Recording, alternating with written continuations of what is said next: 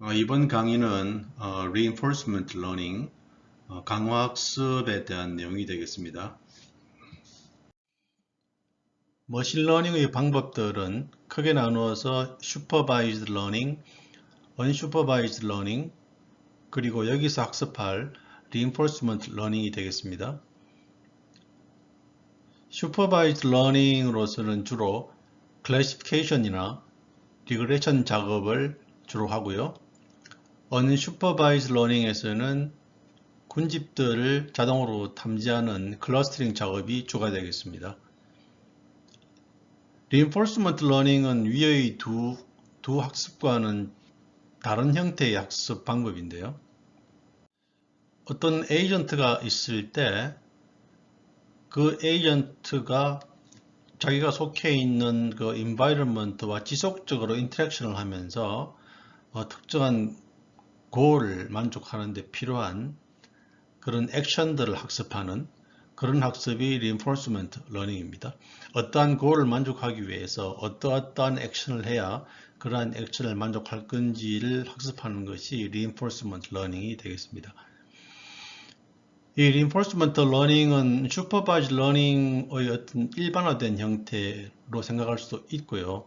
다만 차이점은 이 supervised learning에서는 모든 데이터마다 어떤 정답이나 클래스 레이블이 주어지는 데 반해서 이 reinforcement learning에서는 그 데이터마다 즉각적인 정답이 주어지지는 않고요.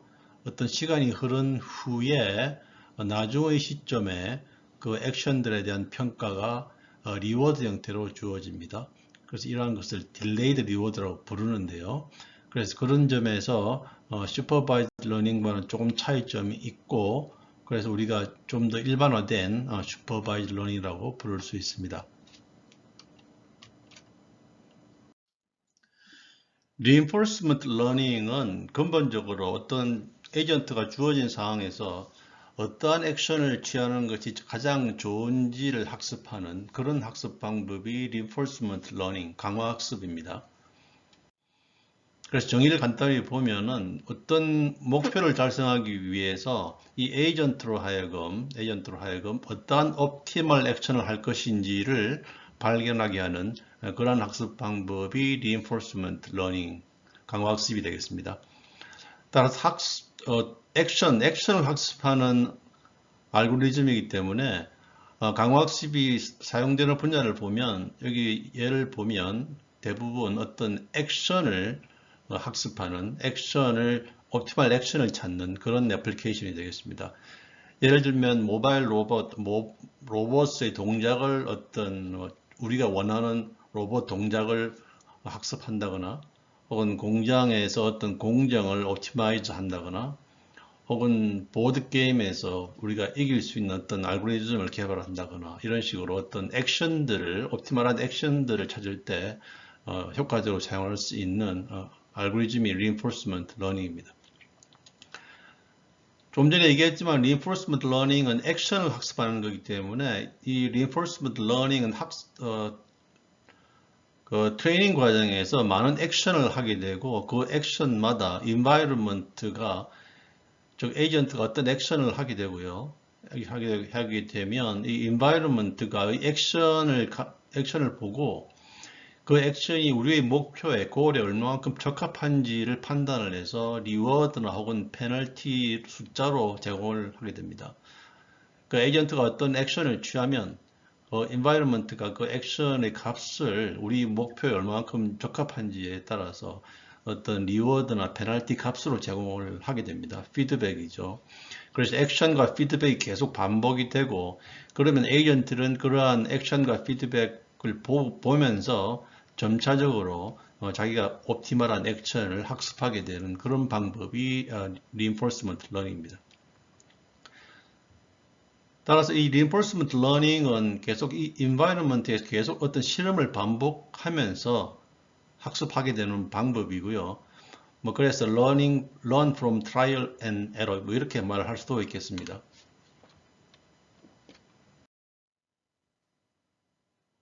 이 슬라이드는 강화학습의 학습 방법을 그림으로 설명하고 있습니다. 먼저 에이전트가 있고 이 에이전트가 속해 있는 environment가 있고 에이전트가 어떤 state st에 있을 때 이때 t는 time step을 얘기합니다. 어떤 st state에 있을 때 이 에이전트는 특정한 액션 at 액션을 수행하게 됩니다. 그러면 이 environment에서 이런 액션의 결과에 따라서 이 에이전트는 새로운 state st 플러스 1으로 state를 이동하게 되고 상태가 바뀌게 되고 이 액션의 결과로 어떤 reward rt 플러스 1이 발생을 하게 됩니다. 그러면 새로운 state st 플러스 1과 어떤 reward rt 플러스 1을 가지고 그 새로운 상태에서 다시 에이전트는 새로운 액션 at 플러스 1을 하게 되고요. 다시 environment는 새로운 state와 새로운 reward를 발생하게 됩니다. 이러한 과정을 계속 반복을 해서 어떤 에이전트가 자기가 원하는 목표를 달성할 수 있게끔 액션을 하게 하는 그런 학습 방법이 reinforcement learning입니다. 따라서 이 에이전트와 environment가 계속 인터랙션을 하고요.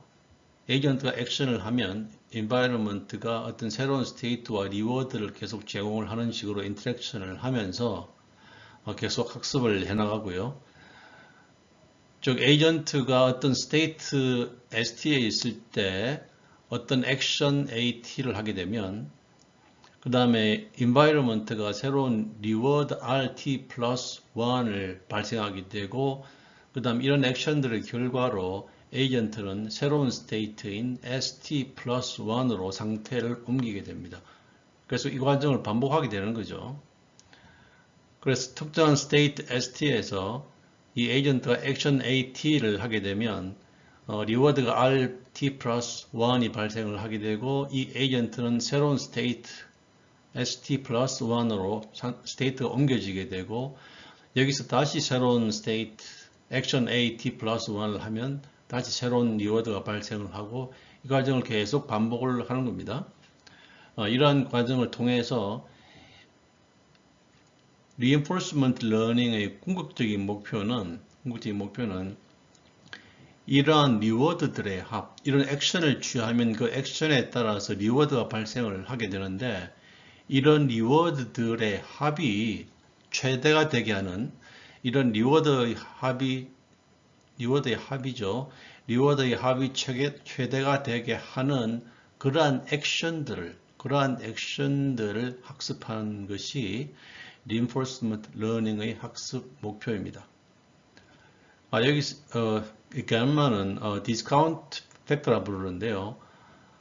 이 리워드 값을 계산을 할 때 좀 멀리 있는 리워드는 조금 가치를 낮게 보는 거죠. 지금 당장의 리워드보다는 멀리 있는 리워드는 조금 가치를 낮게 보기 때문에 멀리 있는 것들은 가치를 낮게 보기 때문에 1보다 작은 숫자를 곱해줘서 가치를 좀 낮게 보는 그렇게 계산을 할 수도 있습니다.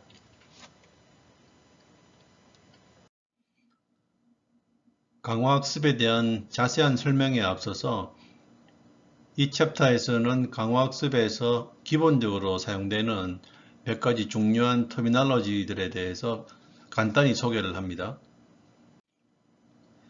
소개할 내용은 Reward, State, Action, Policy, Value Function, Model, Exploration, and Exploitation에 대해서 설명을 하고요.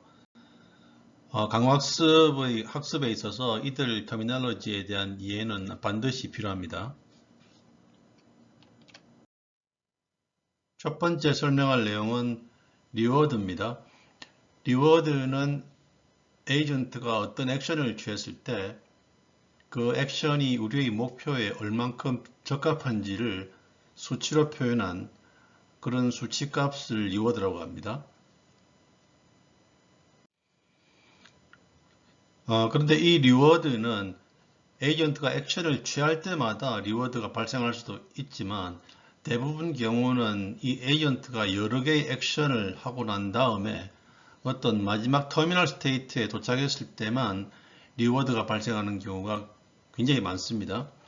예를 들면 리워드 값이 1, 고올이 만족되었을 때 1이 발생하고 나머지 경우는 리워드가 0인 거죠. 그래서 그런 경우에 이 강화학습에서의 학습해야 할 목표 중에 하나는 이 크레딧 어사이먼트 프로블럼이라고 해서 이 에이전트가 여러 개의 동작을 액션을 하고 맨 마지막에만 리워드가 발생을 했을 경우에 이 중간에 여러 액션들 중에 어느 액션이 좋은 액션이고 어느 액션이 나쁜 액션인지를 알아야겠죠. 예, 그래서 그 여러 액션 중에 어느 액션이 좋은지 나쁜지를 파악하는 그 문제가 크레딧 어사이먼트 프로블럼이고 강화학습에서 학습해야 할 내용 중에 하나입니다. 이 리워드를 표시하는 방법은 이 두 가지 방법이 있는데요. RSA, RS. RSA 뜻은 이 에이전트가 S라는 스테이트에서 액션 A를 취했을 때 발생하는 리워드 뜻이고요. RS 뜻은 에이전트가 특정한 스테이트 S에 있을 때 발생하는 리워드 뜻입니다. 그러니까 이 뜻은 어떤 리워드가 액션을 취했을 때 발생한다는 뜻이고 이 리워드는 그 에이전트가 어떤 S 스테이트에 도착을 했을 때 리워드가 발생한다는 뜻입니다. 어떠한 노테이션을 쓰든 강화학습을 수행할 때는 차이는 없고요. 다만 이 강의에서는 이 노테이션을 쓰겠습니다. 그 이유는 이 강화학습은 액션을 학습하는 거고요. 따라서 이 리워드가 어떤 스테이트에서 어떤 액션을 취할 때 리워드가 발생한다는 것이 좀 더 인투이티브하고 내추럴해서 이러한 노테이션으로 리워드를 표시하겠습니다. 다음으로 리워드 하이포테시스라는 게 있는데요. 이 강화학습으로 어떤 문제를 풀 때 우리가 첫 번째 가정을 해야 할 문제는 우리가 풀고자 하는 어떤 문제의 골은 이러한 리워드로 표시를 할 수 있어야 한다고 가정을 해야 됩니다. 우리가 풀고자 하는 문제가 있으면 그 문제는 리워드 숫자로 표현이 가능을 해야 됩니다. 그게 리워드 하이포테시스고요. 그래서 all goals can be described by reward고요. 이 강화학습의 목표는 이렇게 리워드가 표시되었을 때 이런 리워드의 expected cumulative reward, 이들의 누적된 리워드의 값이 최대가 되도록, 그죠? 리워드의 누적된 합이 최대가 되도록 하는 액션들을 학습하는 것이 강화학습이고, 이 리워드 하이포테시스라는 건 먼저 우리가 강화학습을 적용하기 전에 맨 처음 가정이 우리가 풀고자 하는 문제는 이 리워드로 표현이 가능을 해야 됩니다. 그것이 리워드 하이포테시스고요. 만약에 우리가 풀고자 하는 문제가 리워드로 표시로 안 되면 강화학습을 적용할 수는 없는 거죠. 그래서 이런 리워드는 우리가 풀고자 하는 이 에이전트가 풀고자 하는 이 문제를 고를 표시를 하는 거고요. What the agent need to achieve, goal을 얘기하는 거죠. 이 goal을 specify 해주는 거고요. 이 강화학습의 기능은 이 goal을 만족하기 위해서 how, 어떻게 그 goal을 만족할 것인지를 강화학습이 목표입니다. 그래서 우리 목표는 리워드로 표시를 하고, 그죠? 그 goal을 만족하기 위해서 강화학습을 써서 그 goal을 어떻게 만족할 건지를 그 goal을 만족하기 위한 액션들을 강화학습을 써서 우리가 파악을 하는 그것이 강화학습의 목표입니다. 이와 같이 우리 goal을 리워드로 표시하는 이 리워드 하이포테시스 방법은, 이 가정은 굉장히 심플하죠. 심플하면서도 굉장히 효과적인 효과적으로 우리 어떤 goal을 표시하는 방법이고요. surprisingly general, 또 굉장히 다양한 분야에서 이런 식으로 우리가 우리의 목표를 goal을 리워드로 표시를 해서 많은 문제를 풀 수가 있습니다. 우리가 아는 슈퍼바이즈 러닝은 예를 들면 우리가 이제 이 RL에서 리워드가 여기서 뭐라고 얘기했냐면 리워드는 에이전트가 액션을 할 때 리워드가 그때마다 발생할 수도 있지만 많은 경우는 이 리워드는 액션이 여러 번 진행되고 마지막 단계에서 발생하는 경우가 많다고 그랬죠.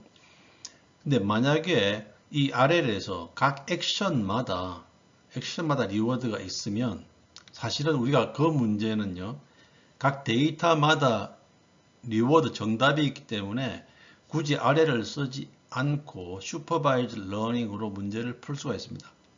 그래서 이 슈퍼바이즈 러닝은 이 강화학습의 스페셜 케이스고요.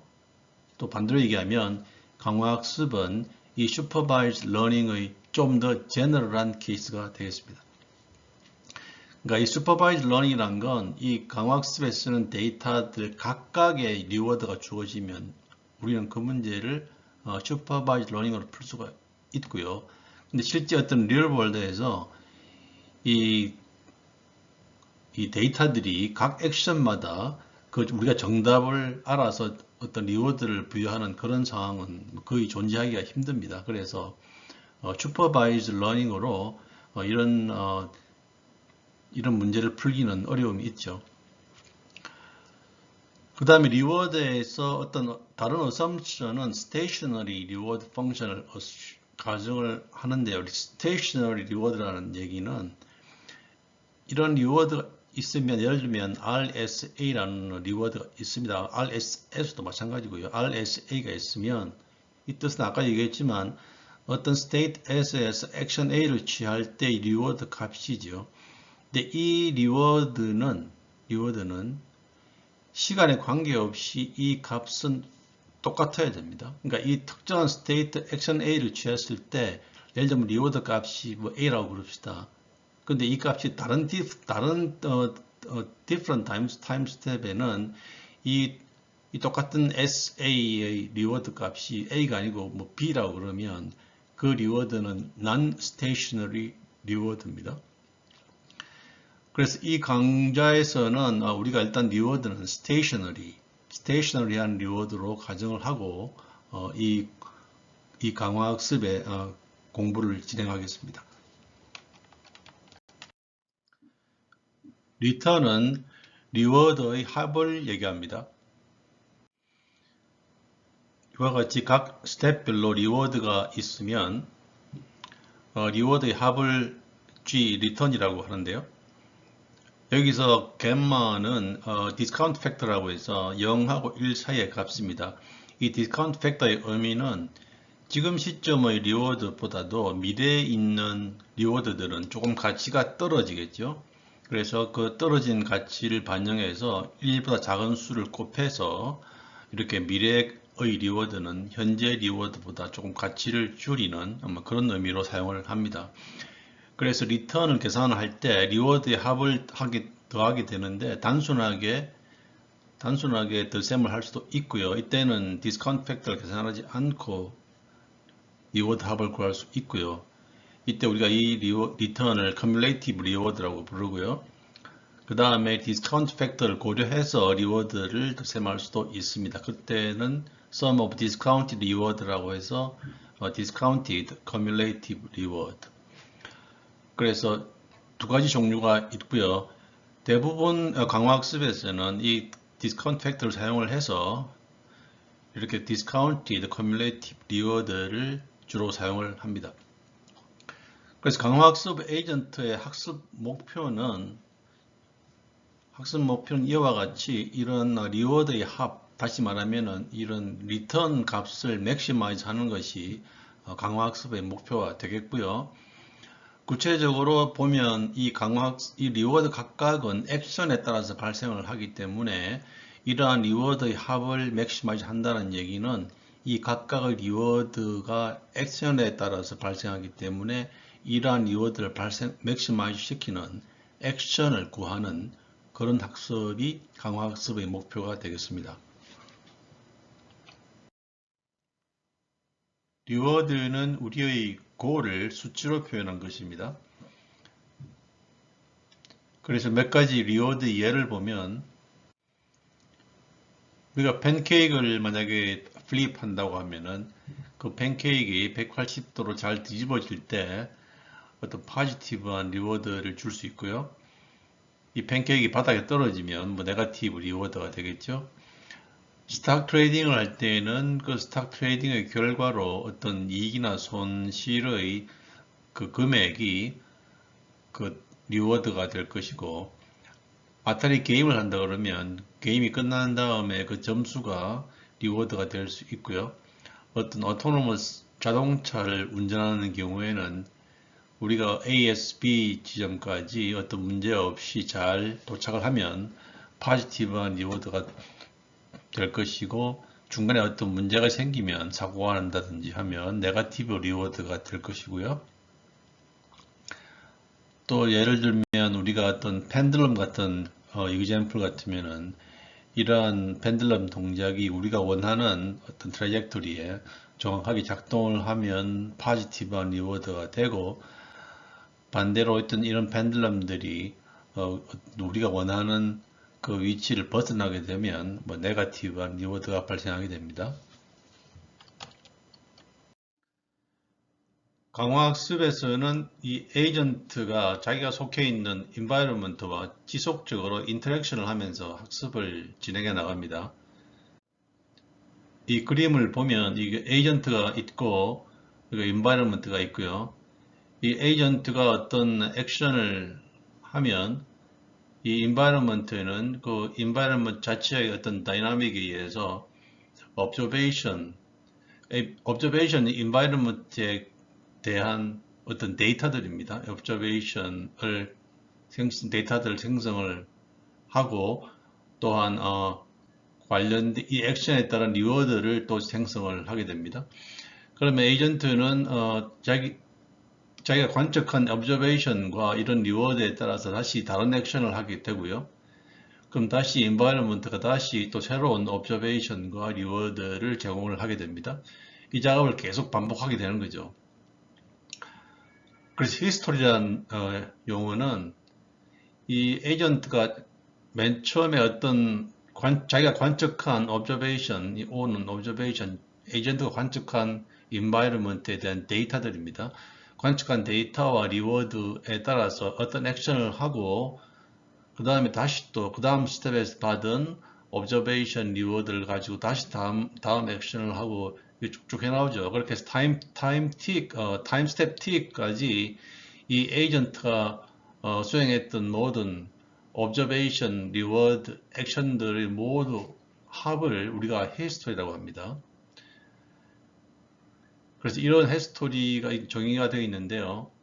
그래서 히스토리란 것은 all observable variables up to time t.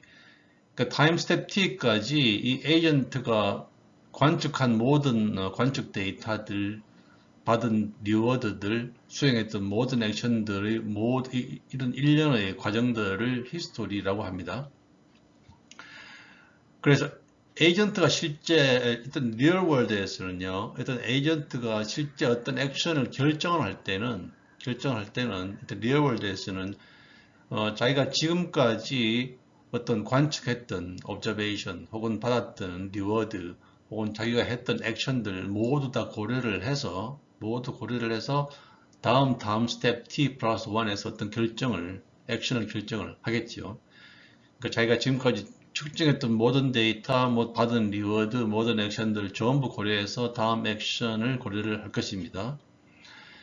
마찬가지로 environment도 어떤 액션이 들어오면 그에 따라서 어떤 observation과 리워드를 발생을 하게 되는데, 이전까지 있었던 모든 이런 데이터를 고려를 해서 environment도 어떤 observation과 리워드 값을 생성을 하겠지요.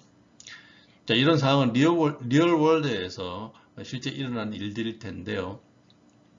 그럼 우리가 강화학습에서 예를 들어 강화학습에서 에이전트가 어떤 액션을 결정을 할 때 리얼 월드와 같이 이전의 모든 히스토리를 전부 고려해서 우리가 학습을 한다고 가정을 하면, 그런 식으로 학습을 한다고 가정하면 현실적으로는 몇 가지 문제가 있습니다. 첫 번째 문제는 이 히스토리 값을 모두 쓰게 되면 이 데이터의 양이 거의 무한대로 늘어납니다. 처음에는 뭐 한두 개밖에 없겠지만 이 모든 observation, 모든 리워드, 모든 액션을 전부 모든 히스토리를 다 고려해야 되기 때문에 점점 이렇게 학습이 진행되면 이 데이터의 양이 길이가 무한대로 늘어나겠죠. 그래서 현실적으로 데이터의 양이 너무 많이 늘어나게 나고 또 데이터도 이렇게 variable length로 계속 증가하게 됩니다. 그런 문제가 있고요. 두 번째 이유는 이런 히스토리를 전부 다 고려해서 작업을 하게 되면 실제로는 이 히스토리 데이터 중에서 다음 액션을 결정하는데 꼭 필요한 다음 결정에 영향을 주는 데이터는 이 전체 중에서 극히 일부분인 경우가 거의 대부분입니다. 우리가 어떤 에이전트가 이 상황에서 다음 액션을 결정하는데 그런데 실제 이 결정에 액션을 결정하는데 영향을 미치는 데이터는 이 중에 일부분에 불과합니다. 뭐 예를 들면 우리가 이 에이전트가 다음 결정을 하는데 뭐 예를 들면 바로 이전 스텝의 어떤 뭐 액션이나 observation이나 리워드만 결정에 영향을 미친다라든지 혹은 이전의 두 스텝만 영향을 미친다든지 혹은 경우에 따라서는 내가 에이전트가 결정을 할 때 이전의 다른 건 필요 없고 어떤 리워드 값들만 이게 다음 결정에 영향을 미친다든지 뭐 여러 가지 경우가 있겠죠. 그래서 이 히스토리 중에서 이 대부분 값은 실제 액션을 결정할 때 사용되지 않는 게 대부분이고 그 중에 일부분만 사용이 됩니다. 그래서 이러한 두 가지 이유 때문에 우리가 강화학습 모델을 만드는데 이전의 모든 히스토리를 다 고려해서 만약에 만든다면 뭐 이런 문제가 있죠. 첫째는 데이터 양이 너무 많아 거의 무한대로 늘어나게 되고요. 두 번째로는 이 히스토리 데이터 중에 거의 대부분은 실제 어떤 액션을 결정할 때 사용하지 않는 데이터가 대부분입니다. 그래서 이런 문제로 히스토리 전부를 사용해서 우리가 강화학습에서 사용하지는 없고요. 사용할 수는 없고요. 그래서 새로운 state라는 용어가 이제 정의가 되는데 state라는 것은 정의를 보면 information used to determine what happens next. 이 에이전트가 액션을 결정할 때 실제로 이 액션을 결정할 때 영향을 미치는 정보의 집합, 그것이 state라고 합니다. 다시 얘기하면 이 에이전트가 원래 리얼월드에서는 예를 들면 전체의 히스토리를 다 사용해서 다음 액션을 결정한다고 했지만 아까 얘기했지만 이 데이터의 대부분은 다음 액션을 결정하는데 의미가 없는 데이터가 대부분이라고 그랬죠. 그래서 이 중에 실제로 이 다음 액션 결정하는데 영향을 주는 데이터에 모아놓은 것을 state라고 합니다. 예를 들면 특정한 문제에서 에이전트가 다음 결정을 내릴 때 이 에이전트는 무조건 이전 스텝 요 세 개만 가지고 결정을 한다. 그 가정을 합시다. 그러면 그때는 요 세 개 값만 세 개 값만 가지고 state라는 값이 정의가 되는 거죠. 이전 값은 무시를 하고요. 필요가 없으니까. 혹은 뭐 예를 들면 우리가 그때 에이전트가 결정을 할 때 리워드 값들만 모여서 이전 리워드 값들만 모아서 결정을 한다 그러면 그때는 이전의 리워드 값들 모아놓은 것이 이 스테이트가 될 것입니다. 그래서 스테이트라는 것은 좀 더 포멀하게 얘기하면 function of history, 이 히스토리 중에서 어떤 값, 일부분 값이 되겠습니다.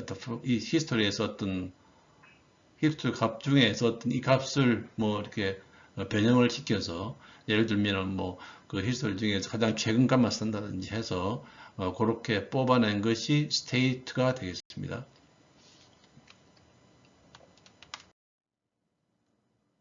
앞에서 state는 이 environment나 agent가 다음 단계의 일을 하기 위하여 필요한 데이터들의 집합이라고 했습니다. 따라서 이 state는 자연스럽게 environment state하고 agent state로 구분이 되는데요. environment state는 environment가 하는 일은 agent가 액션을 하게 되면 그 액션에 따라서 어떤 observation과 reward를 생성하는 것이 environment의 일이죠. 그래서 environment state는 environment가 이런 observation과 reward를 생성하는데 필요한 데이터의 집합이 environment state입니다. 그래서 예를 들면 뭐 car velocity나 자동차 운전 같은 데서 보드 게임의 보드 시츄에이션이나 혹은 뭐 스탁 마켓 상태라든지 이런 것들이 environment state가 되겠죠. 즉 어떤 에이전트 액션이 들어오면 이 environment는 자체 내부적인 어떤 메커니즘에 의해서 observation과 리워드를 생성을 하게 되는데 그 observation과 리워드를 생성하게 하는데 필요한 데이터들 집합이 environment state입니다. 이 environment state는 대부분 알려져 있지 않거나 외부의 어떤 에이전트가 우리가 알 수 없는 그런 그런 경우가 많고요.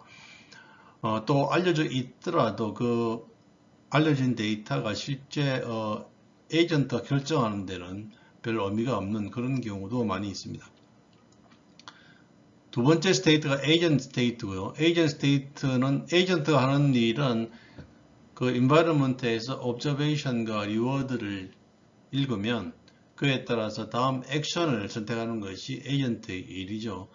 그래서 에이전트 스테이트는 정의가 당연히 에이전트가 다음 액션을 next 액션을 결정하기 위해서 필요한 인포메이션들 집합이 에이전트 스테이트가 됩니다. 그것이 에이전트 스테이트고요. 실제 강화학습에서 사용하는 스테이트는 이 에이전트 스테이트 값을 사용을 합니다. 왜냐하면 강화학습의 목표가 에이전트로 하여금 어떠한 액션을 선택하는 것이 옵티멀한지를 학습하는 것이 강화학습의 목표이기 때문에 당연히 에이전트 스테이트가 에이전트로 하여금 다음 액션을 결정하는 데 사용하는 데이터라고 그랬죠. 그래서 당연히 이 강화학습 알고리즘들도 이 에이전트 스테이트를 사용을 해서 학습을 진행을 합니다. 이러한 스테이트들의 값들도 시간에 따라서 변합니다. 스테이트 중에서 인포메이션 스테이트라는 것이 있는데 이 인포메이션 스테이트는 그 스테이트의 다음 단계 값은 현재 스테이트 값에 의해서만 의존을 하고 이전 단계의 값은 고려하지 않는 그런 스테이트를 인포메이션 스테이트 혹은 마크업 스테이트라고 합니다. 좀 더 포멀한 데피니션을 보면 state S is information or markup state if and only if 해서 자, 어떤 스테이트가 S1 처음부터 S2 해서 ST-1, ST까지 왔고요. 그 다음에 다음 단계 ST 플러스 1으로 옮기는 현재 상태에서 ST에서 ST 플러스 1으로 옮기는 확률은 S1부터 ST-1까지는 무시하고요. 단순하게 이 ST에서 ST 플러스 1으로 옮기는 확률하고 같다는 얘기죠. 다시 말하면 이 값들은 의미가 없고 현재 값에 의해서만 다음 단계 값이 결정이 된다는 말입니다. 그래서 어떤 스테이트가 이런 이런 프로퍼티를 만족하면 그 스테이트를 인포메이션 스테이트 혹은 마크업 스테이트라고 부릅니다. 어떤 스테이트가 인포메이션 스테이트인 경우에는요, 우리가 이렇게 얘기할 수 있습니다. 전체 히스토리가 fully condensed in ST. 우리가 앞에서 본 히스토리가 있었죠. 히스토리의 전체 값이 이 스테이트가 인포메이션 스테이트인 경우에는 히스토리 전체 값이 이 인포메이션 스테이트 현재 값 ST에 함축되어 있다. 전체 값이 함축되어 있다라고 얘기를 할 수 있습니다. 왜냐하면 스테이트라는 것의 정의가 히스토리 중에서 다음 단계를 결정할 때 사용되는 데이터의 집합이라고 했죠. 그리고 인포메이션 스테이트라는 것은 다음 단계를 결정할 때 현재 값만 가지고 다음 단계를 결정을 한다고 했습니다. 그래서 결론적으로 히스토리 전체 값은 현재 ST 값으로 함축이 되어 있다고 얘기를 할 수 있습니다. 즉, 인타이어 시스템이 이 ST 값으로, 현재 ST 값으로 우리가 완전히 설명할 수 있다는 얘기죠. 강화학습에서는 스테이트가 인포메이션 스테이트라고 가정을 하고 작업을 하고요. 그래서 우리가 어떤 강화학습으로 스테이트를 디파인할 때는 그 스테이트가 인포메이션 스테이트 마크업 스테이트가 되도록 정의를 해주는 것이 중요합니다. 에이전트는 액션을 통해서 environment와 서로 인터랙션을 합니다. 에이전트가 어떤 액션을 취하게 되면 그 액션이 environment에 영향을 주고요. 따라서 이 에이전트의 스테이트가 바뀌게 됩니다. 또한 그 액션의 결과로 environment가 어떤 리워드를 제공을 할 수도 있고요.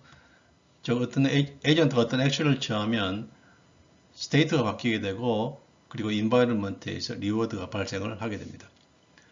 특정한 스테이트에서 에이전트가 어떤 액션을 취할지 그 결정하는 법칙을 우리가 팔릿이라고 부르고요. 에이전트는 미리 정해진 이 팔릿에 의해서 액션을 정할 수도 있고요. 어떤 경우에는 이런 팔릿이 없이 액션을 결정할 수도 있습니다. 액션의 종류는 미리 정해진 캐테고리에서 액션을 선택을 하는데 그 캐테고리 종류가 finite일 수도 있고 infinite number일 수도 있습니다. finite number 같은 경우에는 예를 들면 우리가 바둑을 주면 그 바둑에서 둘 수 있는 수의 양수의 수가 제한되어 있죠. 그래서 그런 경우에 finite number of action이고 infinite number of action이라면 자동차 운전을 할 때 그 핸들을 몇 도를 틀어야 하는지 뭐 그런 부분들은 그 각도가 continuous 하기 때문에 infinite number of action입니다. 그래서 action은 finite number of action도 있고 infinite number of action도 있습니다. 액션의 example은 많겠지만 여기 예로 두 가지를 들었는데 autonomous vehicle 같은 경우에 운전을 한다 그러면 거기에 액션이 있겠죠. 핸들을 돌리고 브레이크를 밟고 뭐 등등. 그 다음에 스탁 마켓에서 어떤 스탁을 뭐 사거나 팔거나 하는 것도 어떤 액션의 예가 되겠습니다.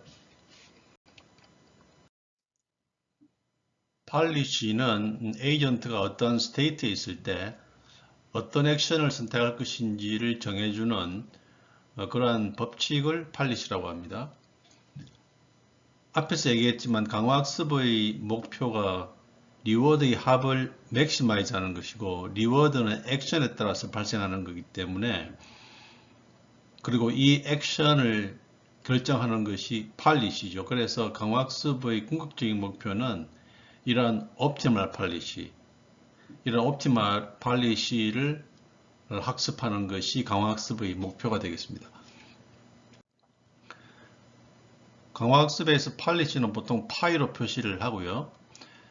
그래서 에이전트가 어떤 파이를 따른다고 하면은 파이 AS라는 표시 노테이션은 의미가 에이전트가 파이 팔릿을 따르고 특정한 S 스테이트에 있을 때 액션 A를 수행할 확률을 의미합니다. 그래서 팔릿은 두 개의 종류로 나누는데요. 스토캐스틱 팔릿이 디터미니스틱 팔릿으로 나누는데 이 스토캐스틱 팔리시는 기본적으로 이 팔리시가 특정한 스테이트에서 액션들에 대한 확률 분포입니다. 오른쪽 예를 보면요. 이 예가 스토캐스틱 팔리시의 예가 되겠는데 특정한 스테이트에서 액션이 3개가 있다고 가정하면 각 액션마다 확률입니다. 0.2, 이 액션은 0.2, 0.7, 0.1. 그래서 이 스테이트에서 다음 액션을 선택할 때는 이 확률 분포에 따라서 액션을 선택합니다. 그래서 꼭 어느 특정한 액션이 반드시 선택되는 것은 아니고요.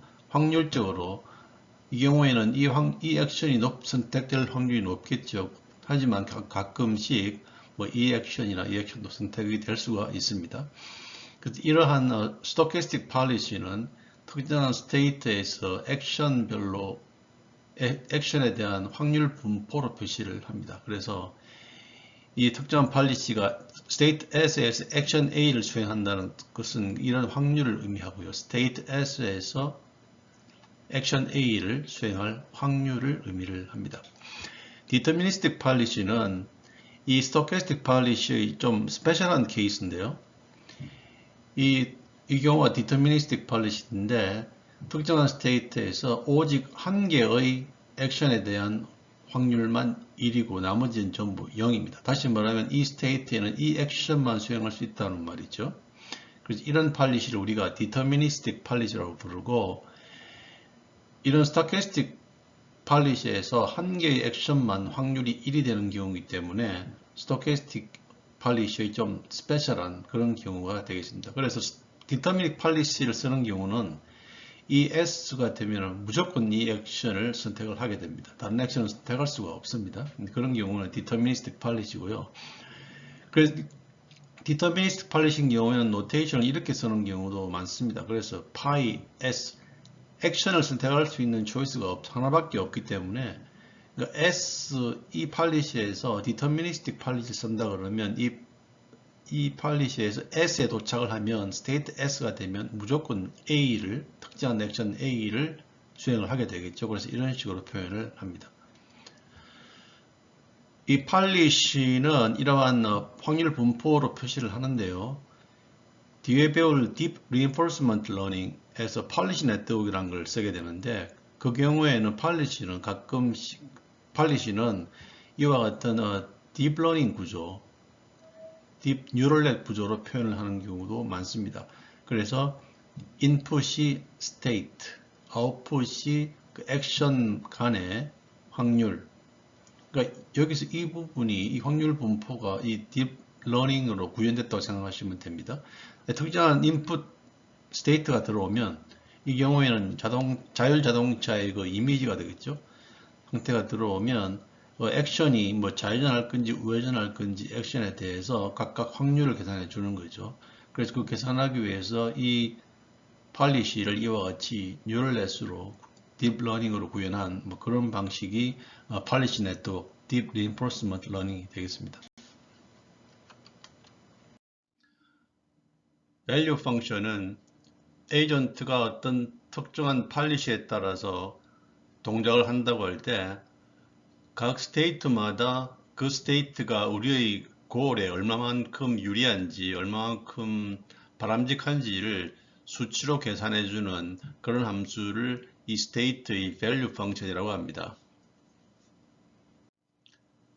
밸류 펑션은 두 가지가 있는데요. 두 번째는 마찬가지로 에이전트가 특정 팔리시에 따라서 동작을 할 때 어떤 스테이트 액션, 에이전트가 어떤 스테이트에서 어떤 액션을 취했을 때 이 액션이 우리가 원하는 목표에 얼마만큼 유리한지 좋은지를 수치로 계산해주는 그런 함수가 이 액션에 대한, 스테이트 액션에 대한 밸류 펑션이 되겠습니다. 그래서 밸류 펑션은 크게 두 가지 스테이트 밸류 펑션이 있고 액션 밸류 펑션이 있고요. 스테이트 밸류 펑션은 일반적으로 VS 이렇게 표현을 합니다. 그 S에 대한 state value죠. 그다음에 state action value 펑션은 QSA 해서 어떤 state S에서 action A를 취했을 때의 action value 이런 식으로 표현을 합니다. 거의 대부분 강화학습에서는 이러한 value 펑션을 정확하게 예측하는 것이 알고리즘의 학습의 큰 부분입니다. 그래서 먼저 state value function부터 보면 state value function은 일반적으로 이런 식으로 표현을 하는데요.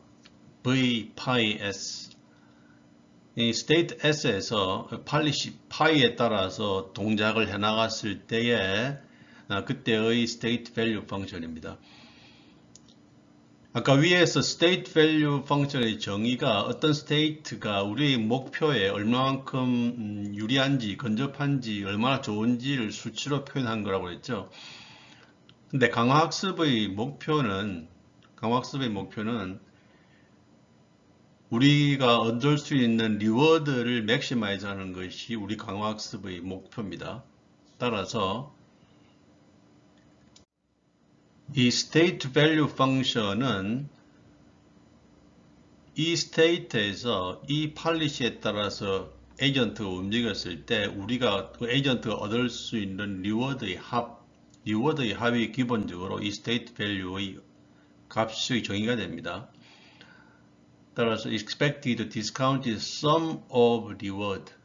이 정의가 state value function의 정의입니다. 이 state에서부터 파이 팔리시에 따라서 동작을 해나갔을 때에 얻을 수 있는 리워드의 합이 이 state value 펑션이 되겠습니다. 따라서 좀 더 포멀한 정의를 보면요.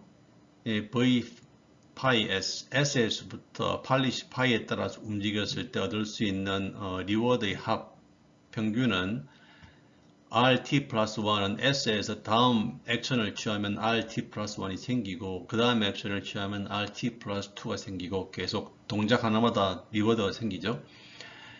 여기에 이 갬마는 디스카운트 팩터고요. 1보다 작은 상수인데 리워드가 미래의 리워드는 조금 가치를 우리가 하락을 시킵니다. 그래서 이렇게 디스카운트 팩터를 곱해주고요. 그래서 SS부터 어떤 팔리시 파이에 따라서 동작을 해나갈 때 그때마다 발생하는 리워드의 합이 state value function 값입니다. 여기에 expectation 평균치를 구하는 이유는요.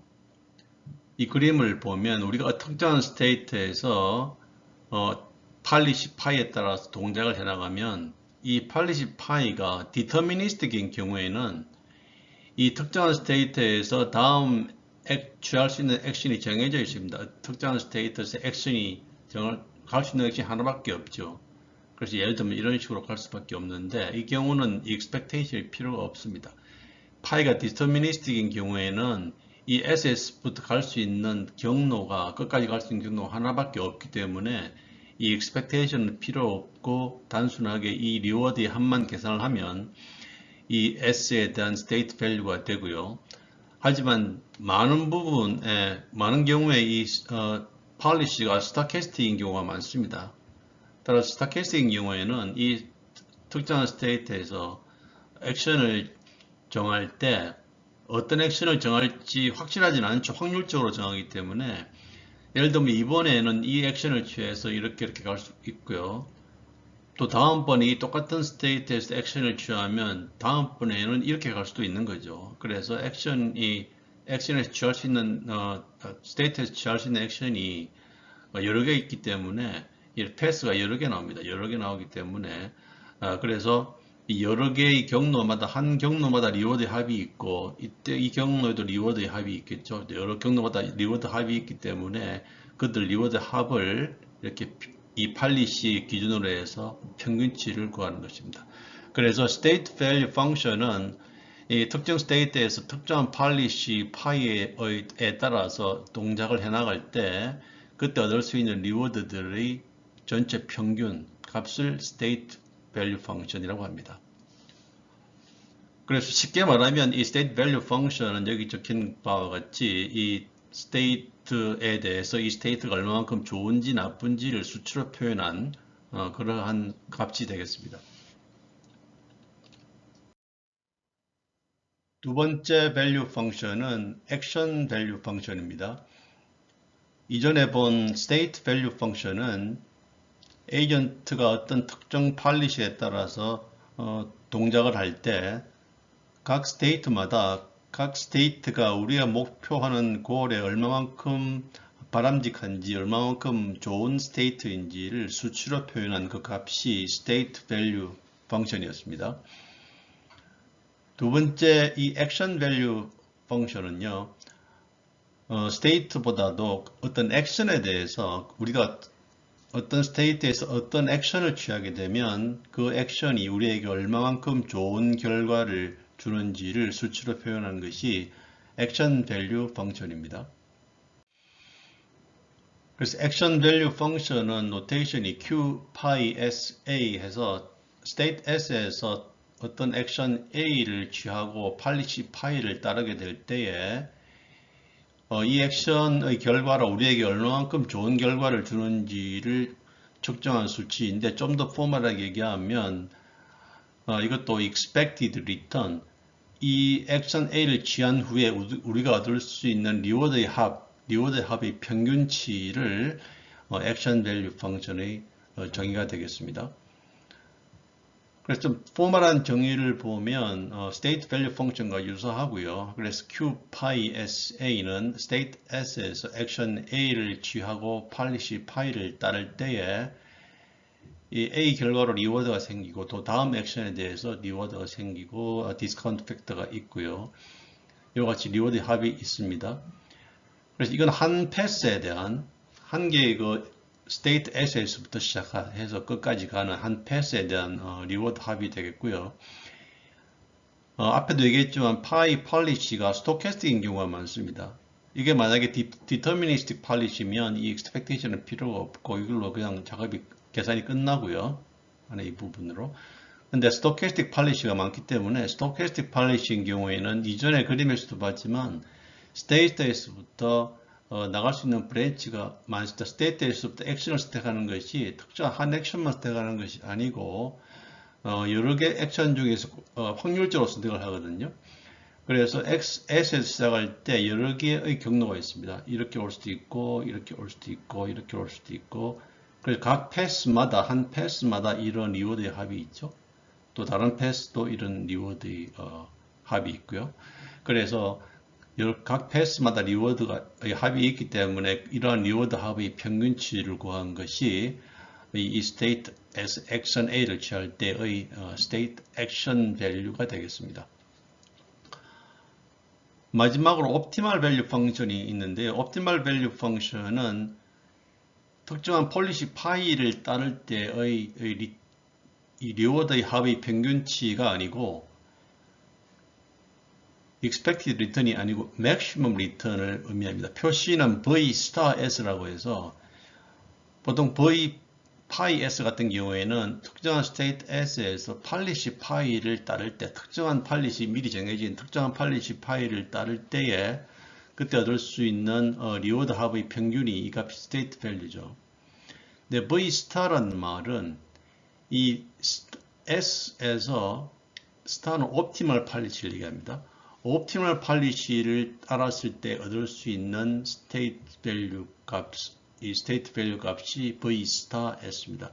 옵티멀 팔리시란 건 옵티멀 팔리시 정의는 우리가 어떤 state에서 액션을 정할 때 미래의 그 리워드 합이 최대가 되게 하는 그런 팔리시, 그런 액션을 정하게 해주는 그런 팔리시가 옵티멀 팔리시입니다. 그래서 그걸 스타로 표시를 한 거고요. 그래서 옵티멀 팔리시를 적용할 때의 state value를 의미하는 거고 다시 말하면 이 state S에서부터 우리가 얻을 수 있는 최대의 state value 값이 V star S가 되겠습니다. Q도 마찬가지고요. SS 액션 A를 할 때 optimal policy를 적용했을 때 얻을 수 있는 Q 값이 Q star SA고요. 마찬가지로 이게 optimal policy이기 때문에 이 Q star의 의미는 SSA를 수행했을 때 얻을 수 있는 맥시멈, 리워드 합의 맥시멈 값이 되겠습니다.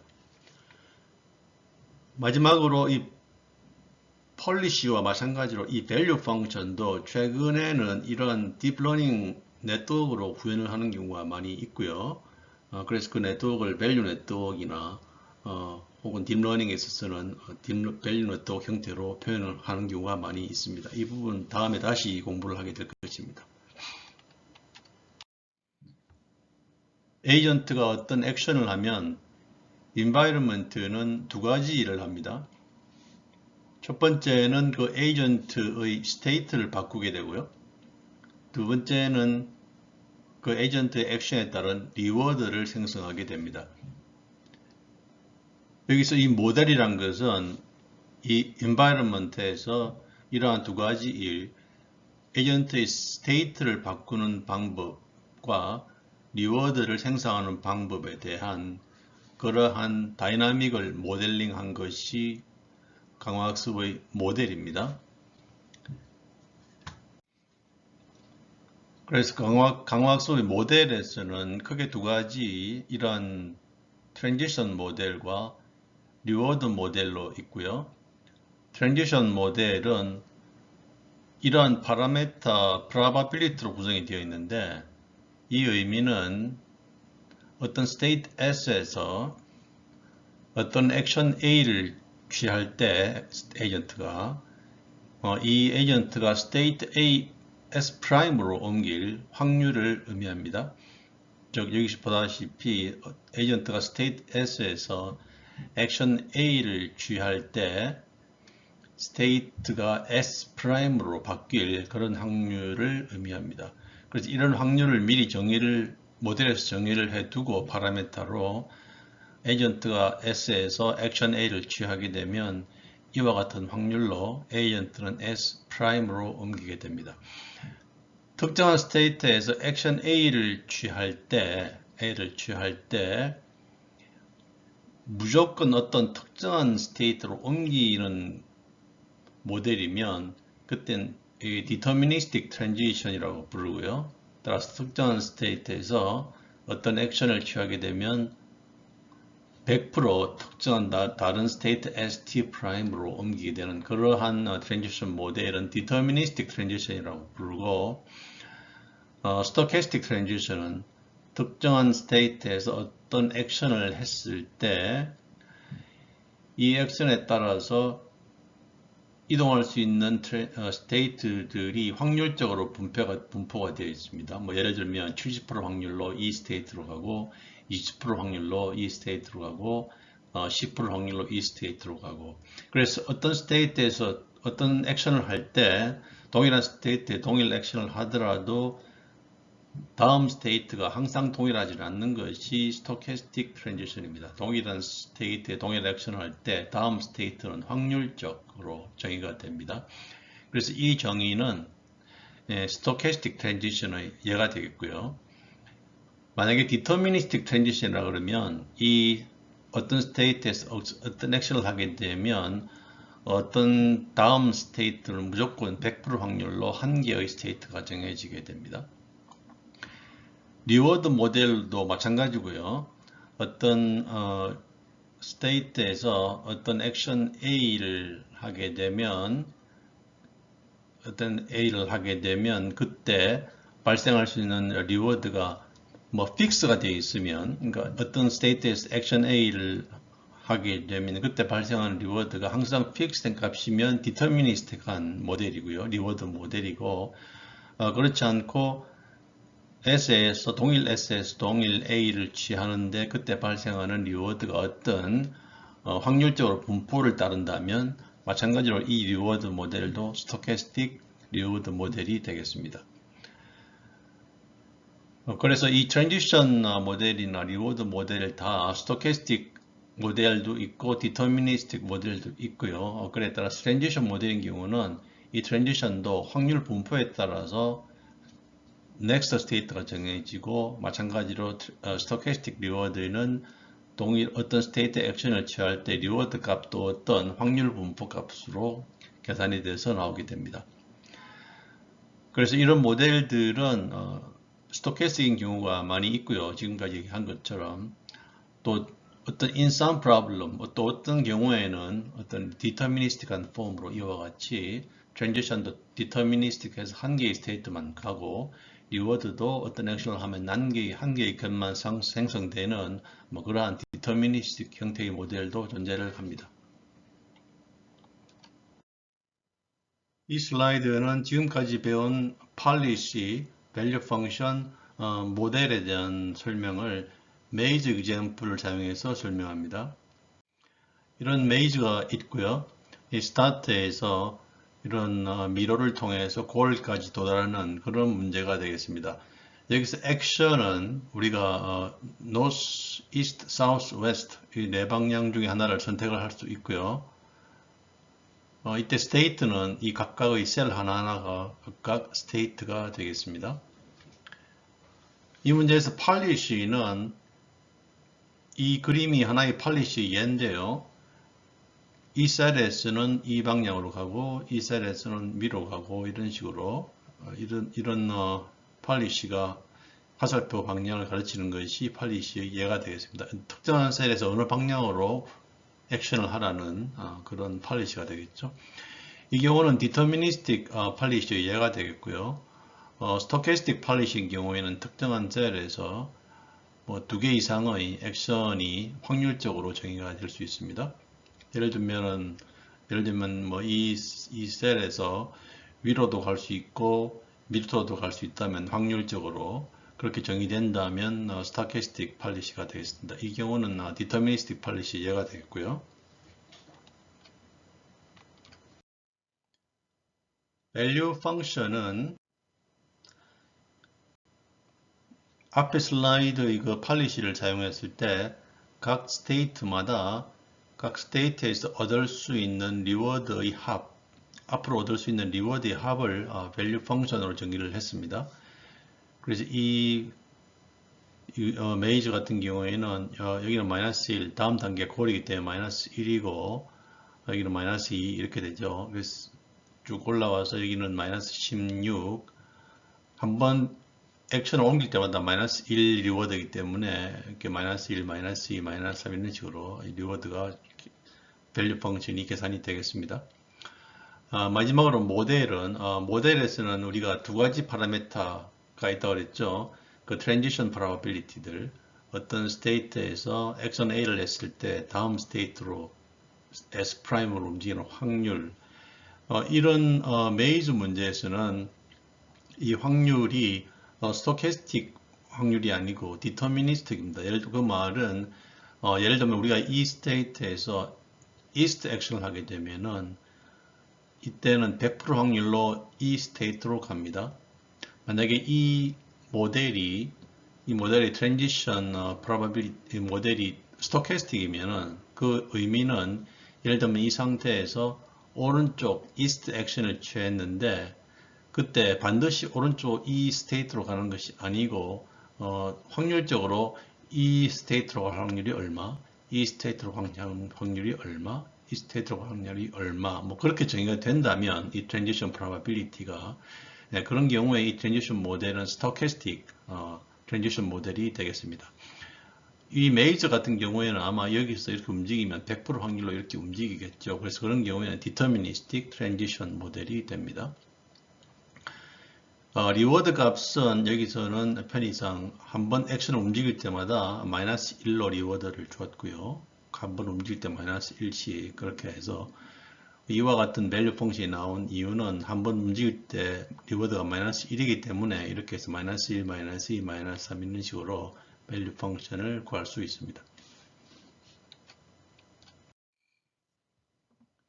이전 슬라이드에서 본 것 같이 environment 모델의 작동은 크게 두 가지 종류의 파라미터를 사용하여서 설명을 할 수가 있습니다.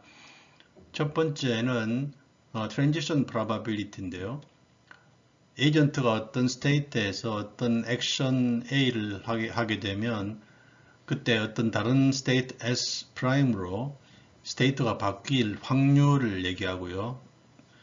이런 트랜지션 프로바빌리티가 첫 번째 파라미터의 종류들이고 두 번째 파라미터는 어떤 스테이트에서 어떤 액션 A를 수행했을 때 그때 발생하는 리워드 값에 대한 파라미터가 두 번째 파라미터 종류가 되겠습니다.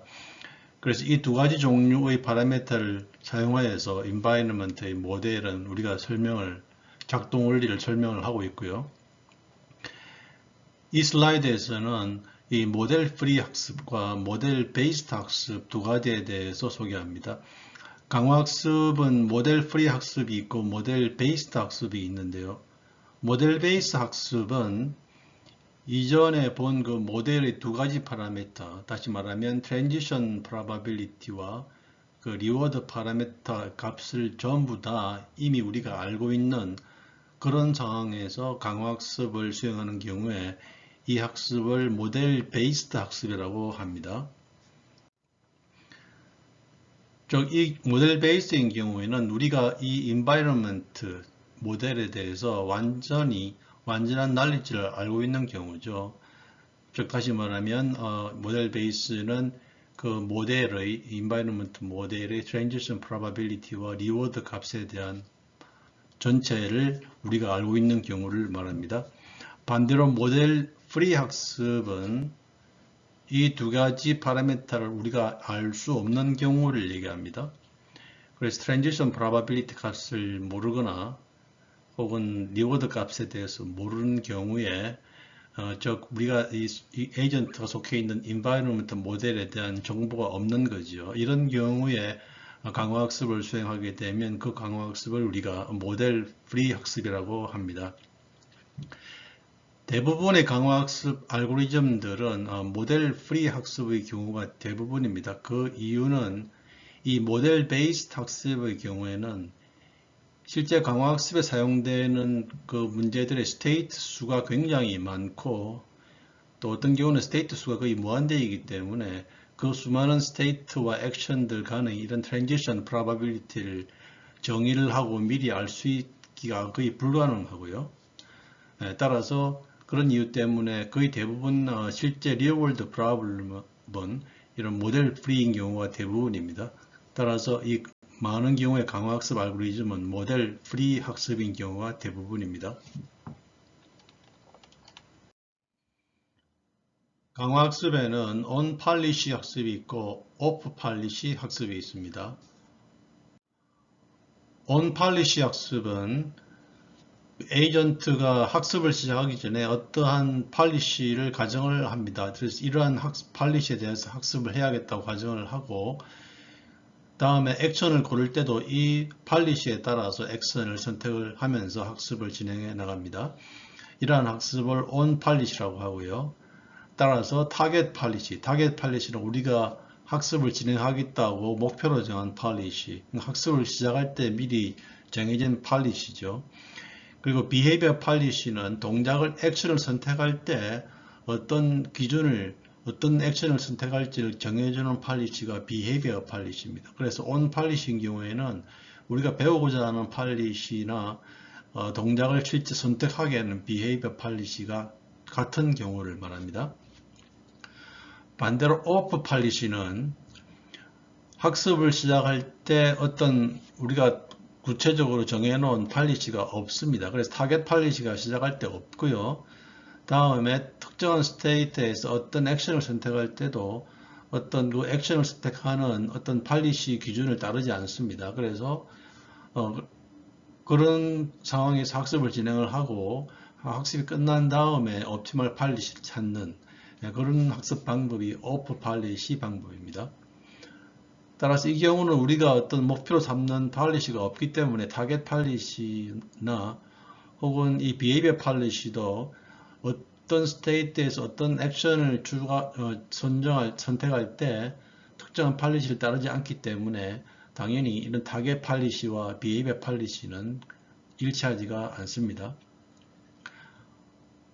on 팔리시로 학습을 하게 되면 on 팔리시인 경우에 거의 대부분 모든 on 팔리시 학습은 알고리즘이 어떤 컨버전을 하게 되고요. 어떤 컨버전스 프루프가 있고 off 팔리시로 학습을 하게 되면 대부분은 컨버전을 하지만 또 제한된 경우에는 컨버전 하지 않는 경우도 존재를 합니다.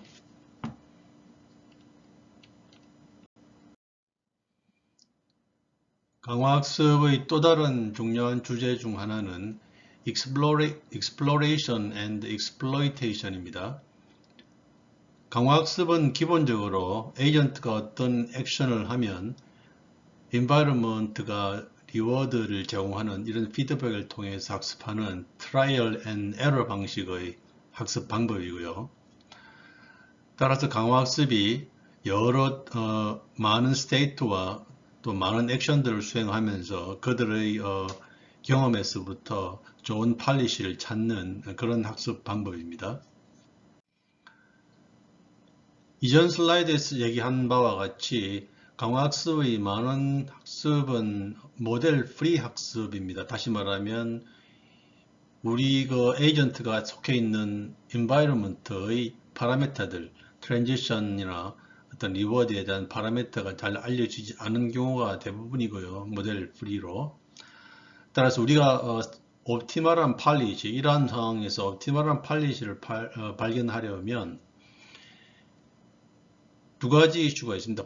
exploration 이슈와 exploitation. exploration은 현재 environment의 스테이트들이 알려져 있지 않기 때문에 가능한 한 많은 새로운 스테이트들을 찾아서 어떤 시도를 해봐야 학습을 할 수 있겠죠. 그래서 가능하면 새로운 스테이트, 새로운 액션을 찾아서 수행을 하면서 학습을 해야 하는 것이 exploration이고요.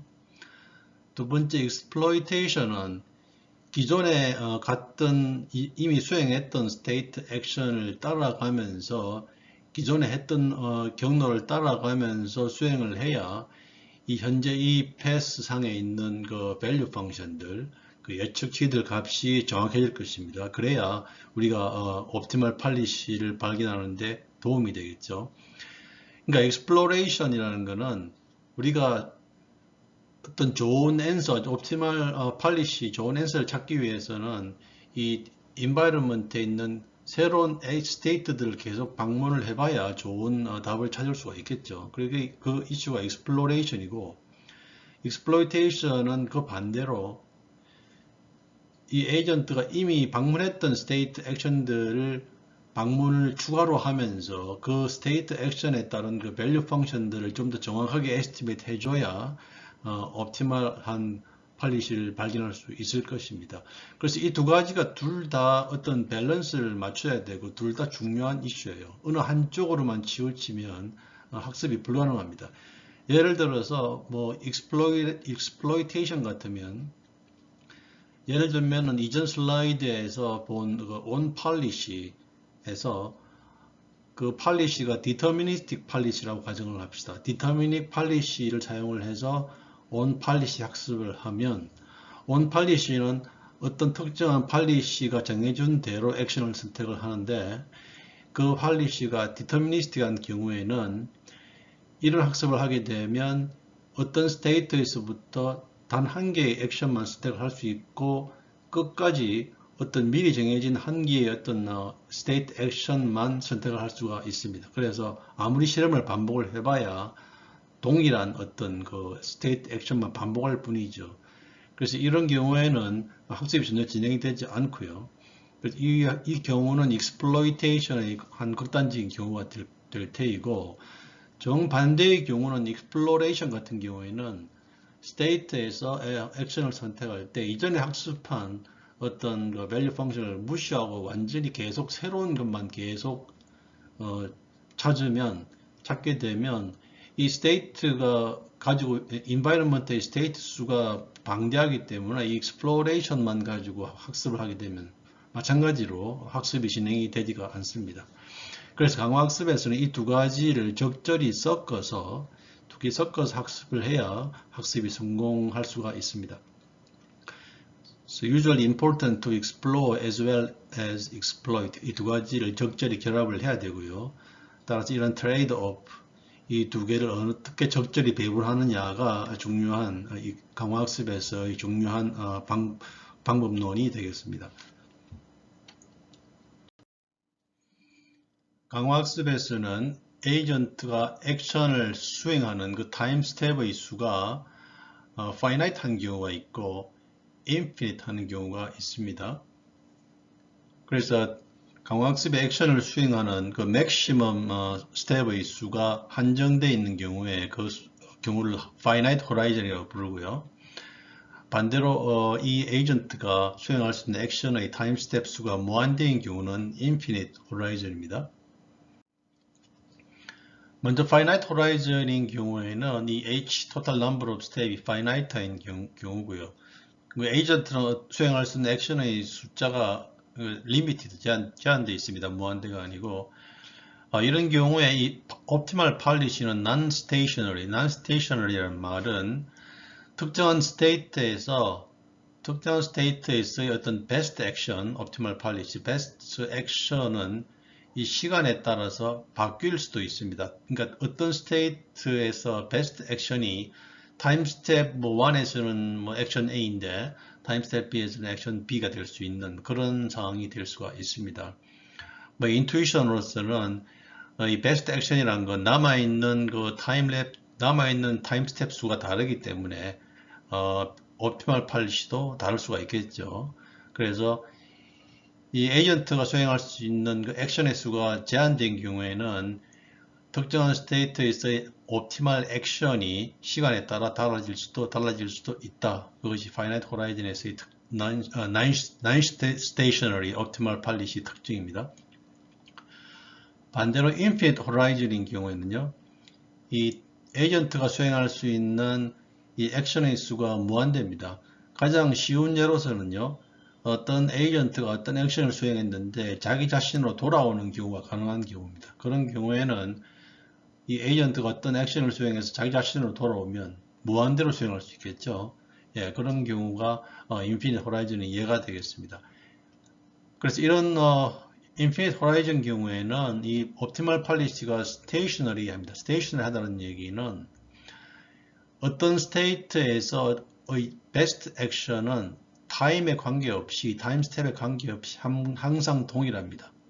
그러니까 어떤 스테이트에서 어떤 액션 A가 옵티멀 액션이면 이 옵티멀 액션은 시간 타임 스텝에 관계없이 항상 동일한 액션이 옵티멀 액션이 됩니다.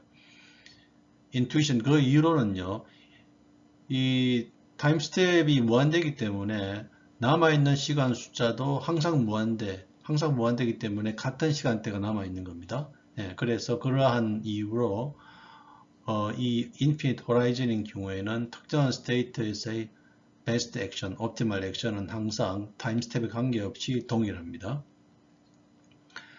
인피니트 호라이즌 경우에는 우리가 이 강화학습을 밸류 아이트레이션 문제로 푼다 그러면 문제가 발생하는 것이 우리가 이 아이트레이션을 무한대로 수행해야 되기 때문에 그러한 문제는 발생할 수 있습니다. 밸류 아이트레이션은 다음에 다시 따로 배우도록 하겠습니다.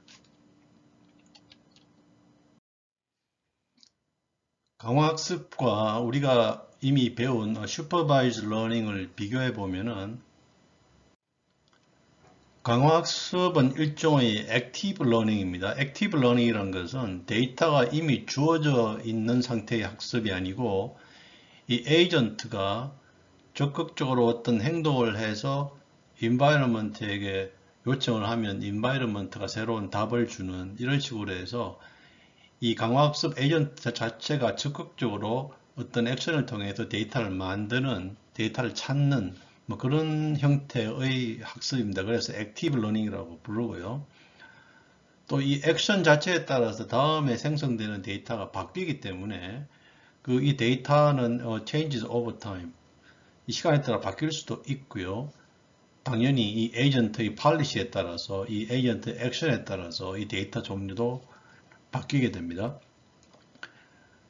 그리고 이 environment에서 데이터를 계속 받기 때문에 이 강화학습의 에이전트는 자기가 학습하고 있는 이 팔리시나 어떤 밸류 펑션들의 uncertainty를 잘 유지하기 위해서 이런 변수들을 잘 업데이트를 잘 해줘야 됩니다. 그래서 keep track of this uncertainty. 반면에 supervised learning은 강화학습과는 달리 passive learning인데 passive learning이라는 얘기는 학습을 하기 전에 이미 학습에 사용되는 데이터가 이미 제공이 되어 있습니다. 그래서 이미 어떤 외부의 레이블러 어떤 클래스 레이블들이 이미 주어져 있고요. 데이터도 이미 준비가 되어 있고 그래서 그 데이터들을 수동적으로 읽어서 학습하는 그런 형태의 학습이 슈퍼바이즈 러닝, 그래서 패시브 러닝, 좀 수동적인 러닝이라고 부르고요. 그래서 이 데이터는 스태틱, 변화가 없지요. 그래서 변화가 없고 계속 학습하는 도중에 변화가 없습니다. 강화학습 같은 경우에는 이 에이전트의 액션에 따라서 계속 데이터가 바뀌죠. 그래서 액티브 러닝이고 슈퍼바이즈 러닝은 데이터가 미리 주어져 있고 학습 중에 바뀌는 경우가 없습니다. 그리고 슈퍼바이즈 러닝 같은 경우에는요, 만약에 강화학습에서 이 강화학습의 어떤 액션에 따른 이 리워드 값들이 만약에 이 액션에 따라서 모든 액션에 대해서 아주 정확한 리워드 값이 매 데이터마다 주어진다면, 그죠? 주어진다면, 그리고 그 데이터들이 학습 전에 미리 제공이 된다 그러면, 그런 상황이라면은 우리가 이 강학습의 이 문제를 슈퍼바이즈 러닝으로 알고리즘을 사용해서 풀 수가 있습니다. 그래서 슈퍼바이즈 러닝이 강학습의 좀 스페셜한 케이스라고 볼 수는 있는데요.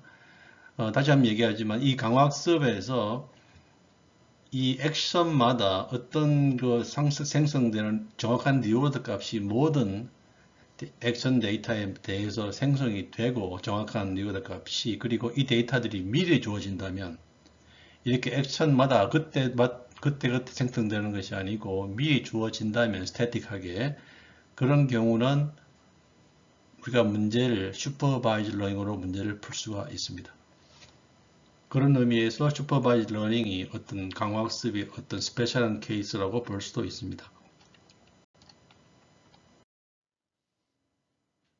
강화학습의 알고리즘 종류는 크게 나누어서 value based 강화학습, policy based 강화학습, 그리고 act critic 계열의 세 가지로 분류할 수가 있습니다.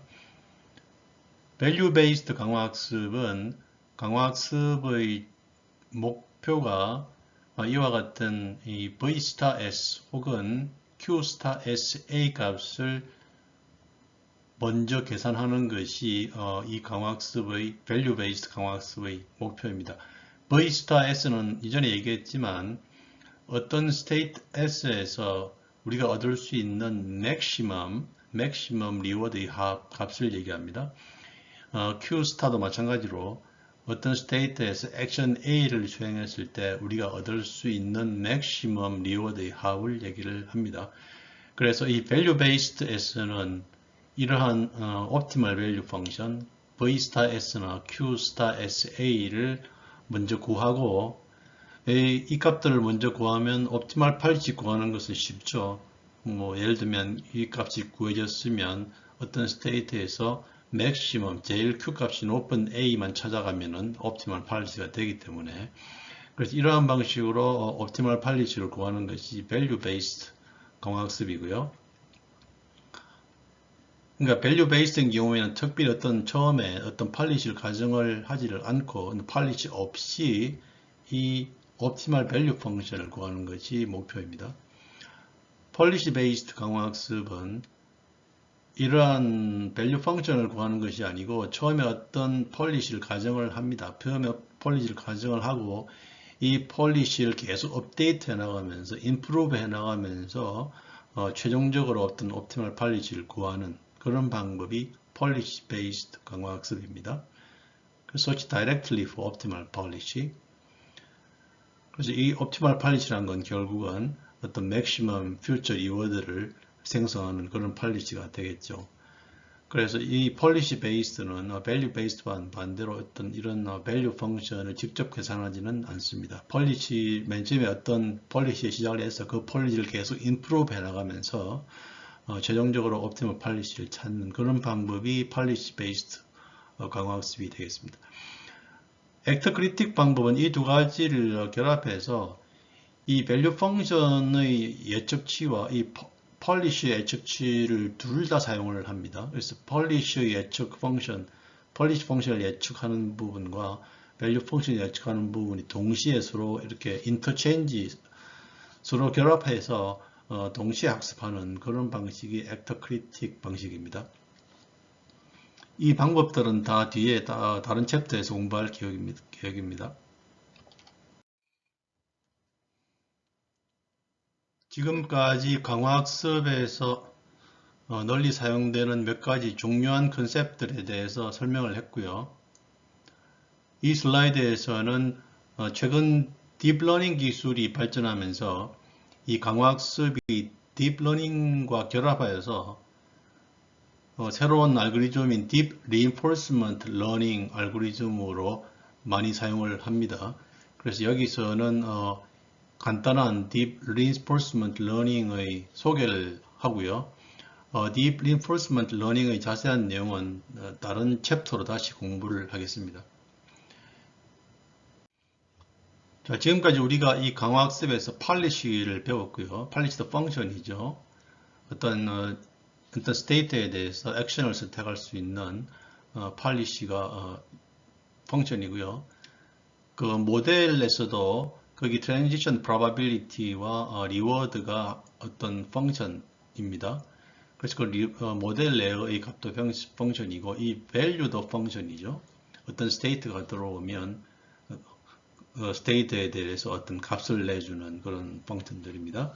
그래서 이런 펑션들을 딥러닝 기술을 사용해서 이런 딥러닝 네트워크로 사용하는 그런 아이디어가 근본적으로 이런 딥 리인포스먼트 러닝의 근본적인 아이디어입니다. 즉 이런 팔리시나 이런 모델이나 이런 밸류 펑션들을 딥러닝 네트워크로 바꾸어서 임플리멘트하는 그런 아이디어가 딥 리인포스먼트 러닝입니다. 예를 들면 이 같은 경우에는 폴리시를 뉴럴넷으로 딥러닝 네트워크로 구현한 그런 예가 되겠습니다.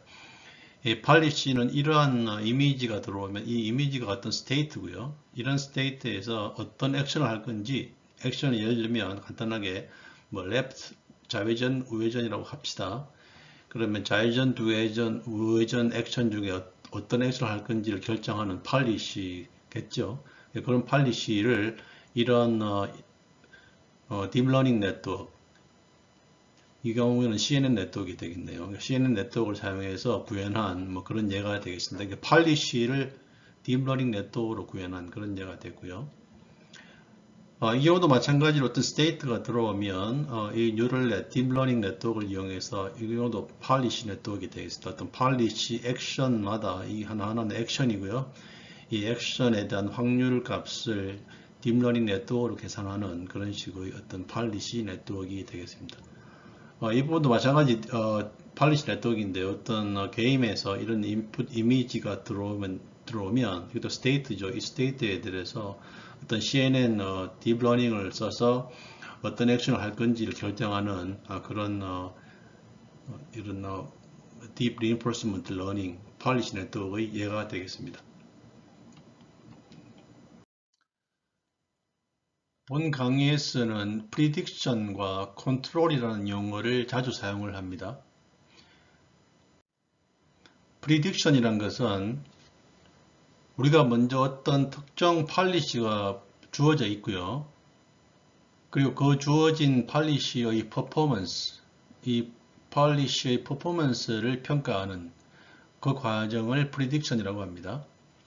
좀 더 구체적으로 얘기하면 어떤 폴리시가 주어져 있을 때 그 폴리시를 이용해서 어떤 스테이트 밸류와 액션 밸류들을 계산하는 그런 과정을 prediction이라고 합니다. 스테이트 밸류는 앞에서 얘기했던 V 값을 얘기하고요. 액션 밸류는 Q 밸류를 얘기합니다. 이러한 과정이 prediction이고요. 컨트롤은 어떤 주어진 폴리시가 있는 것은 아니고 우리가 이 optimal state value와 optimal action value를 구하는 과정과 그리고 이러한 것들을 이용해서 best policy를 구하는 그런 과정들을 합쳐서 우리가 컨트롤 과정이라고 합니다. 그러니까 prediction은 어떤 이미 주어진 policy가 있고 그 policy가 얼마만큼 좋은 policy인지를 평가하는 게 prediction이고요. 컨트롤은 궁극적으로 우리가 베스트 폴리시를 구하고자 하는 목적이 이 컨트롤 과정입니다.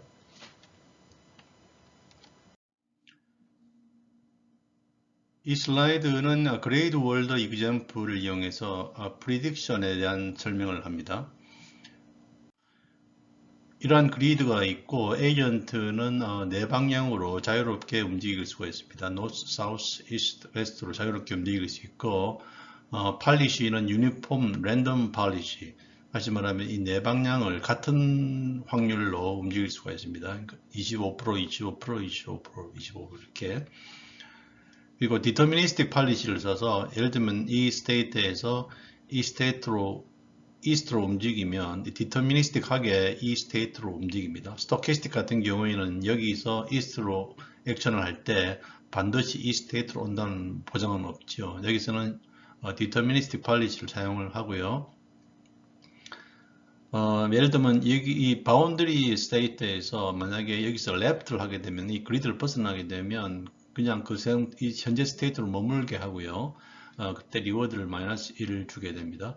다른 경우에는 이 스테이트가 움직일 때 리워드는 제로로 주게 되고요. 디스카운트 팩터는 0.9를 줬을 때 이런 유니폼 랜덤 팔리시를 쓴다고 가정하면 이 프리딕션이라는 것은 앞에 슬라이드에서 얘기했지만 특정한 팔리시가 주어졌을 때 이 팔리시의 사용했을 때 이 모든 스테이트에 대한 V 값을 계산하는 것이 prediction입니다. 그래서 이 그리드 월드에서 이런 유니폼 랜덤 팔리시를 사용하면 각 스테이트, 이 셀 하나하나가 스테이트죠. 이 스테이트 하나하나마다 이 셀의 V 값을 계산한 결과가 이 테이블입니다. 그래서 예를 들면 그리고 참 여기서 이 A 스테이트에서는 무조건 모든 액션이 이 에이전트를 이 A 프라임 스테이트로 옮기고 리워드 10을 주고요. B 스테이트로 오게 되면 리워드 5를 발생하면서 B 프라임 스테이트로 옮기게 됩니다. 그래서 최종적인 이 V 값은 다음과 같고요. 이 자세한 내용은 여기서는 설명을 하지 않고 다음에 다른 챕터에서 설명을 하겠습니다. 그리드 월드 이그젬플은 뭐 예를 들면 8.8 같은 경우에는 이 A에서 A 프라임으로 가기 때문에 상당히 높은 V 값이고 이 B 스테이트도 5.3 여기서 B 프라임으로 자동으로 가기 때문에 상당히 높은 리워드를 V 값을 보여주는 걸 알 수 있습니다. 이와 같이 프리딕션은 어떤 월드에서 그 스테이트마다 이런 V값을 계산해 주는 것이 프리딕션 작업입니다. 프리딕션 작업은 앞에서 본 것과 같이 어떤 팔리시가 주어졌을 때 각 스테이트마다 그 스테이트 밸류 값, V값이죠. V값을 계산하는 작업을 프리딕션 작업이라고 했습니다. 컨트롤 작업은 특정한 팔리시가 주어져 있지 않고요. 예를 들면 이런 동일한 문제에서 특정한 팔리시를 사용하는 것이 아니고 옵티멀한 밸류 펑션을 구합니다. 그러니까 이 밸류 펑션은 특정한 팔리시에 대한 밸류 펑션이 아니고 V 스타니까 옵티멀한 밸류 펑션입니다. 그러니까 옵티멀한 밸류 펑션의 의미는 이 스테이트에서 우리가 얻을 수 있는 맥시멈 리워드의 합을 의미를 합니다. 그래서 V스타 값 다시 말하면 옵티멀한 밸류 펑션 값을 구하고 또한 이러한 옵티멀 밸류 값을 이용해서 옵티멀 팔리시를 구합니다. 그러니까 각 스테이트마다 이 팔리시를 구하는 거죠. 이 값들을 이용해서 뭐 오른쪽으로 가라, 이건 왼쪽으로 가라, 여기는 뭐 네 방향으로 동일하게 뭐 움직여라, 뭐 이런 식으로 팔리시를 정하죠. 그러니까 이 팔리시가 옵티멀 팔리시가 되겠습니다. 그래서 컨트롤은 어떤 문제에서 이런 옵티멀 밸류 펑션을 구하고 또한 이를 이용해서 옵티멀 팔리시를 구하는 작업을 우리가 컨트롤이라고 합니다.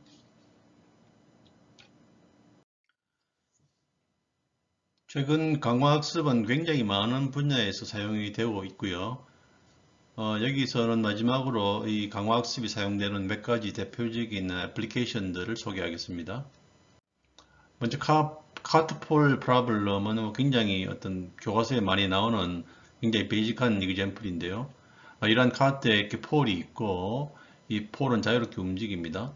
그래서 이 카트를 움직여서 이 폴이 이렇게 수직으로 서 있게끔 하는 그런 문제가 되겠습니다. 그러니까 폴이 이쪽으로 넘어지면 이 카트를 이쪽으로 밀어야겠죠.